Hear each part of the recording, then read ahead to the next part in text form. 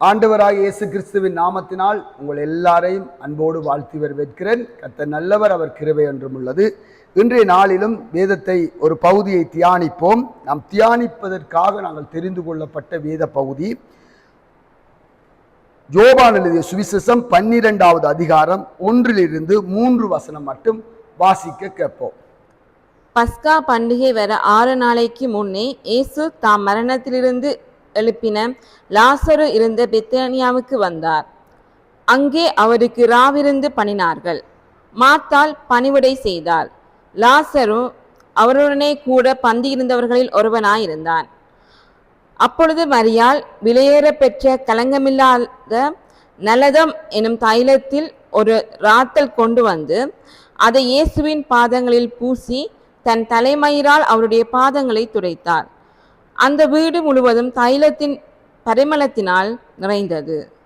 ஆம் தேவ பிள்ளைகளே, இந்த இடத்திலே நாங்கள் கவனித்து பார்ப்போமானால் இயேசு கிறிஸ்து பாஸ்கா வருவதற்கு முன்ன 6 நாளைக்கு முன்பதாக அவர் மரணத்தில் இருந்து எழுப்பின லாசர் வீட்டுக்கு போறார். யாற்ற வீட்டுக்கு போறாருனால் மரணத்தில் இருந்து எழுப்பினார். இங்க முன்பதாக அதிகாரங்களை வாட்சி பார்த்தீங்களா, லாசருவை இயேசு கிறிஸ்து உயிர்த்தெழுந்தார். அங்கே இயேசு கிறிஸ்துவை பார்த்தீங்களா இருந்தால் அவர் அவர் ஒரு பட்டணத்தில் தங்கியிருக்கும் போது அவருக்கு ஒரு செய்தி வருகிறது, லாசரு வியாதியாய் இருக்கிறான் என்று. வியாதியாய் இருக்கிறான் என்று கேள்விப்பட்ட உடனே அவர் இன்னும் தாமதித்தார் என்று வேதம் சொல்லுகிறது. அவர் மரித்து, லாசரு மரித்து 4 நாள் ஆகின பிற்பாடு அவர் போகிறார். அந்த இடத்துல உங்களுக்கு தெரியும், அந்த இடத்துல இயேசு சொல்லுகிறார், நான் லாசருவை உயிர்த்து எழுப்பப் போகிறேன் என்று சொல்லி அங்கே அந்த கல்லறையில் வாயை மூடி வைத்த கல்லை எடுத்து விடுங்கள் என்று சொன்னபோது மார்த்தாள் சொல்லுகிறாள், ஆண்டவரே 4 நாள் ஆகிவிட்டது, நாருமே என்று சொல்லுகிறார். இயேசு சொல்லுகிறார், கல்லை புரட்டுங்கள்.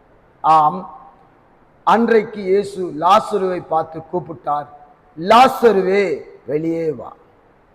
சில சமயத்தில் வெளியே வர முடியாதபடி கற்கள் மூடப்பட்டிருக்கும்.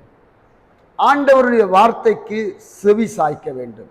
தாமதித்து விட்டது என்று விட்டு நாம் என்ன செய்யக்கூடாது, தடுமாறக்கூடாது. வார்த்தையில் உறுதியாயிருக்க பழக வேண்டும்.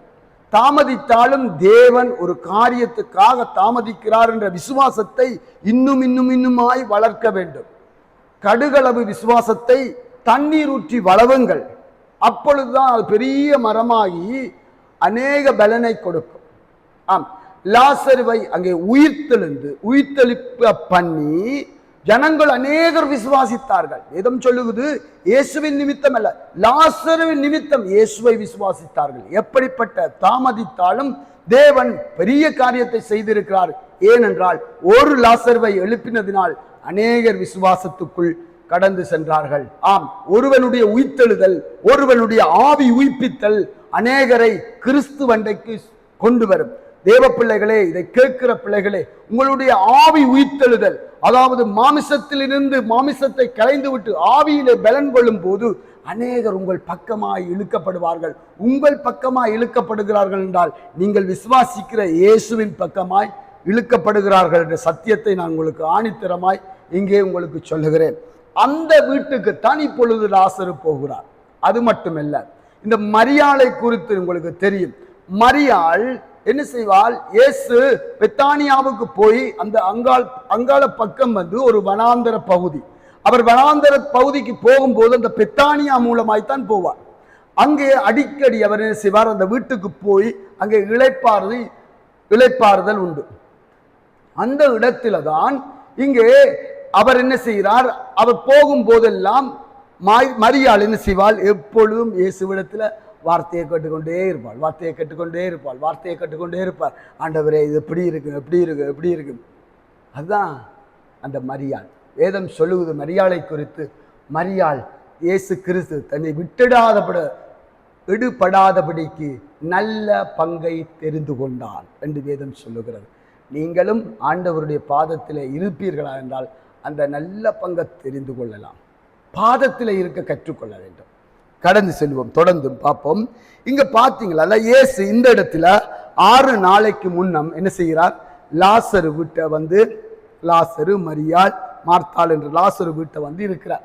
இருக்கும்போது அவருக்கு போஜனம் கொடுக்கப்படும் போது இங்க ஒரு காரியம் நடக்குது. சாப்பாட்டுக்கு வந்த ஒரு இயேசுவுக்கு என்ன நடக்குது? மரியாள் என்ன செய்கிறாள்? வேதம் சொல்லுது, வெளியேற பெற்ற, எப்படி சொல்லுது? வெளியேற பெற்ற தைலத்தை கொண்டு வந்து என்ன செய்கிறாள்? இயேசுவின் பாதத்தில் உடைத்து ஊற்றி என்ன செய்கிறாள்? தன் தலைமயிரினால் அதை துடைக்கிறாள் என்று பார்க்கிறோம். வேதம் சொல்லுது, அவள் பாதத்தை முத்தமிட்டாள், தலைமயிரினால் துடைத்தாள், அந்த வாசனை வீடு முழுவதும் நிரப்பிற்று. வேதத்தில் 3 சம்பவம் இதே போல நடக்குது. ஆனால் எல்லாம் ஒரே சம்பவம் அல்ல, இது வேறொரு சம்பவம். அப்ப இந்த இடத்துல பாருங்க, நாம் இந்த வேத வசனத்தின் மூலமாய் நாம் தியானிக்கிற காரியம் என்னவென்றால், முதலாவது மரியாள் செய்தது என்னவென்றால், இயேசுவின் பாதத்தில் என்ன செய்தால்? அதை உடைத்தூட்டி முதலாவது அவள் என்ன செய்தால்? முத்தமிட்டாள், பாதத்தில் அமர்ந்தாள். பாதத்தில் அமர்ந்து என்று.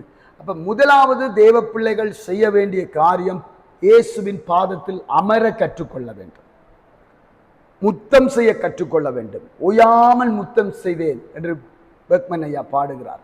அப்ப ஒயாமல் அவருடைய பாதத்தில், நாம் எத்தனையோ மனிதர்களுடைய பாதங்களை பிடிக்க போவோம், எத்தனையோ இடங்கள்ல போய் இருக்க விரும்புவோம். ஆனா இயேசுவின் பாதத்தில் இருக்க கற்றுக்கொள்ளுங்கள்.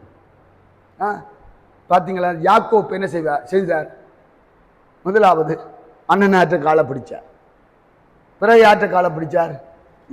மாமனாற்ற காலை பிடிச்சார். அவருக்கு தெரிஞ்சிட்டுது, அண்ணன்ற காலம் சரி வராது, மாமான்ற காலம் சரி வராது. கடைசியா என்ன செஞ்சார்? இயேசுவின் காலை பிடித்தார். அப்பொழுதுதான் யாக்கோப் என்ற எத்தன் ஏமாற்றுக்காரர் என்ற பெயரை கர்த்தர் மாற்றி இஸ்ரவேல் என்று பெயரிட்டார். ஆம், ஆசீர்வதிக்கப்பட்ட சந்ததி அல்லவா. இன்றைக்கும் இஸ்ரவேலுக்காக இயேசு வர ஆயத்தமாய் இருக்கிறார். ஆம், இங்க முதலாவது நாம் கற்றுக்கொள்ள வேண்டிய பாடம் இயேசுவின் பாதத்தில் அமருதல். இரண்டாவது, அவள் என்ன செய்தாள்? தலைமயிரினால் பாதத்தை துடைத்தாள். தலைமயிரினால் துடைத்தல். பாருங்க, பெண்களுக்கு மகிமை அழகானது தலைமயிர். இந்த பெண்கள் என்ன செய்வார்கள்? இந்த தலைமயிருக்கு அநேக டைமை கொடுப்பாங்க, உங்களுக்கு தெரியும் பெண்கள் பற்றி. ஆண்களோ பெண்களோ அதிகமாய் பெண்களை எடுத்துக்கொள்ளலாம். இந்த விஷயத்தில் அவர்கள் என்ன செய்வார்கள்? தலைமயிரை சீறி சிங்காரித்து அதை அழகுபடுத்துவதற்கு அநேக பொருட்களை, அநேக சலூன்களை நாடி அவர்கள் செய்வார்கள். உங்களுக்கு தெரியும் அது. இங்கே அவள் என்ன செய்கிறாள்? தலைமயிரினால் இயேசுவின் பாதத்தை துடைப்பதை பார்க்கிறோம். ஏன் இவள் தலைமயிரினால் துடைத்தாள்? உங்களுக்கு தெரியுமா? இயேசு, ஆராய்ச்சியாளர்கள் சொல்லுகிறார்கள், இயேசு 35,000 கிலோமீட்டர் அளவுக்கு அவர் நடந்திருக்கிறாராம். இஸ்ரவேலை சுற்றி 35,000 கிலோமீட்டர் நடந்திருக்கிறார் என்று அவர்கள் ஆராய்ச்சியாளர்கள் ஒரு அளவு அந்நளவாய் சொல்லுகிறார்கள். அந்த 35,000 கிலோமீட்டர் நடந்த இயேசுடைய பாதம் எப்படி இருக்கும்? மிகவும் காயப்பட்டு, அங்கே இஸ்ரவேல் உங்களுக்கு தெரியும், கற்களும் இதுகளும் தான் அதிகமாய், மலைகளும் இருக்கிற இடம். அது காயப்பட்டு அதிகமாய் இருந்திருக்கிறது. அவர் என்ன செய்கிறார்? உங்களுக்கு தெரியுமா? பாஸ்கா வரப்போகுது, 6 நாள் இருக்கு. இப்போ பாஸ்காவுக்கு எந்த பழுதில்லாத ஆடு தான் போகணும், எந்த பழுதும் இருக்கக்கூடாது. ஆசாரியர்கள் பாஸ்கா ஆடை கொண்டு வரும்போது அவங்க எல்லாம் காதை பார்ப்பாங்க, மூக்கை பார்ப்பாங்க, வாயை பார்ப்பாங்க, உடம்பை பார்ப்பாங்க, காயம் இருக்க, இது இருக்கு, அது இருக்கா என்றெல்லாம் பார்த்து செக் பண்ணித்தான் ஆடு அடிக்க விட முடியும். இந்த இடத்துல பார்த்தீங்களா இருந்தால் இயேசுவை என்ன செய்கிறார்? அப்ப இயேசுவின் பாதம் என்ன செய்யுது? காயங்களால் நிறைந்திருக்குது. இப்ப என்ன செய்கிறாள்? அந்த எண்ணெயை வாக்குறான். எண்ணெயை வாத்து அந்த காயங்கள் ஆறுவதற்கு எண்ணெயை வாக்குறாள். அந்த எண்ணெய் அந்த அந்த தைலம் காயங்களை ஆற்றுகிற தைலம். அது மட்டுமா செய்தால்? உங்களுக்கு தெரியுமா? நமக்கு எல்லாருக்கும் தெரியும். என்ன தெரியுமா? புண் இருந்தால் அந்த புண்ணுக்கு எண்ணெய் ஊற்றும் போது பார்க்கிறீங்களா, கோழி இறகால இல்லாவிட்டால் மயில் இறகால தான் எண்ணெயை தோய்த்து அவர்கள் அந்த புண்ணிலே அப்படியே பூசுவாங்க. ஏன் தெரியுமா? கையினால் பட்டால் அது கீறிவிடும், காயப்பட்டுடும், திரும்ப ரத்தம் வந்துடும். இது அது என்ன செய்யும்? இந்த இறகுனால் பூசும் போது புண்ணுக்கு ஒரு ஆறுதலும் உண்டாகும். அந்த இறகால் பூசும் போது கூட அது அந்த காயப்படுத்தாதபடி பூசும் மெதுவாக. அதே போல தலைமயிர் ஒரு மென்மையானது. அவள் என்ன செய்கிறாள்? அன்றைக்கு கோழி இறக தேடவில்லை, மயில் இறக தேடலை, தன் தலைமயிரே கொடுக்கிறாள். முக்கியமான மகிமை அவளை என்ன செய்கிறாள்? எண்ணெயினால தோய்த்து ஆண்டவருடைய புண்களை ஆற்றுகிறாள். எவ்வளவு அருமையானது பார்த்தீங்களா? அவள் அப்படி செய்தாள். என்ன செய்தது? வீடு முழுவதும் அந்த வாசனை நிறைந்தது. தேவ பிள்ளைகளே, அழகான சத்தியத்தை, 2 காரியத்தை சொல்லுகிறேன். முதலாவது, ஆண்டவருடைய பாதத்தில் அமருங்கள். 2வது, அவருடைய பாதத்தை முத்தம் செய்யுங்கள். 3வது, அவருடைய இருதயத்தின் வேதனைகளை ஆற்றுகிறவர்களாய் மாறுங்கள். பவுலை இயேசு சந்தித்த போது, பவுலே பவுலே, ஏன் என்னை துன்பப்படுத்துகிறாய்? முள்ளில் உதைப்பது உனக்கு கடினமாம். ஆண்டவரை அவன் துன்பப்படுத்தவில்லையா? துன்பப்படுத்தவில்லையே. அவன் கிறிஸ்தவர்களை தானே துன்பப்படுத்தினான். ஆம், இயேசு என்ன சொல்லுகிறார்? கிறிஸ்தவர்களை துன்பப்படுத்துவது என்னை துன்பப்படுத்துவதற்கு சமம். அதனாலதான் சொன்னார். அப்ப ஆண்டவரை வேதனைப்படுத்தாதபடி நாம வாழ வேணும். நம்முடைய வாழ்க்கையில ஆண்டவரை வேதனைப்படுத்தாதபடி, அவருடைய இருதயத்தை நோகடிக்காதபடி, அவருடைய இருதயத்தை காயப்படுத்தாதபடி, வேதனை உண்டாக்காதபடி நம்முடைய கிறிஸ்தவ வாழ்க்கையில அவரை சந்தோஷப்படுத்தத்தக்கதாய், அவரை அவர் மகிழத்தக்கதாய் நம்முடைய வாழ்க்கையை வாழ வேணும். அது எவ்வளவு அருமையானது தெரியுமா? நீங்கள் ஏதம் சொல்லுகிறது, ஒரு சிறியவனுக்கு எதை செய்கிறீர்களோ அதை எனக்கே செய்தீர்கள். அப்படி என்றால் ஒரு சிறியவனை காயப்படுத்தினால் அது எது மற்றவளமாய் பார்த்தால் என்னை காயப்படுத்துகிறீர்கள். சிறியவனுக்கு ஒன்றை செய்யாவிட்டால் அது எனக்கு செய்யாமல் வருகிறீர்கள். அதை உணர்வோமா? அப்ப ஒரு சிறியவனுக்கு என்னத்தை செய்கிறோமோ அது நமக்கு செய்கிறதாய் அமைகிறது. அடுத்த காரியம், இந்த காரியத்தை செய்தீர்கள் என்றால் வீடு முழுவதும் வாசனை வீசும். சரியா? இந்த காரியத்தை தேவனுடைய பாதத்தில் இருந்து மற்றவர்களை துக்கப்படுத்தாதபடி, மற்றவர்களை வேதனைப்படுத்தாதபடி வாழும் போது வீடு முழுவதும் வாசனை வீசும். வாசனை, நம்முடைய வாசனை எல்லா இடம் வீச வேண்டும் என்றால் நாம் இந்த இயேசுவின் பாதத்தில் அமர்ந்திருப்போம், ஓயாமல் முத்தம் பண்ணுவோம். அவரை காயப்படுத்தாதபடி, அவருடைய வேதனைக்கு அவருடைய ஏக்கங்கள் துடிப்புகளை நிறைவேற்றுகிறவர்களாய் மாறுவோம். அப்பொழுது வீடு முழுவதும் வாசனை வீசும். உங்களுக்கு தெரியுமா? யாக்கோப்புடைய வாசனையை அவருடைய பிள்ளைகள் கெடுத்தார்கள் என்று யாக்கோப்பு சொல்லுகிறார். வாசனையை கெடுக்கிறவர்களாய் மாறக்கூடாது, வாசனையை வீசுகிறவர்களாய் நாம் மாற வேண்டும். ஆம், அருமையான தேவ பிள்ளைகளே, இதை கேட்டுக்கொண்டிருக்கிற ஒவ்வொரு பிள்ளைகளும் தேவனுடைய பாதத்தில் அமர்ந்திருந்து முத்தம் செய்வோம். அங்கே அவருடைய இருதய துடிப்பை, ஏக்கத்தை நிறைவேற்றுவோம்.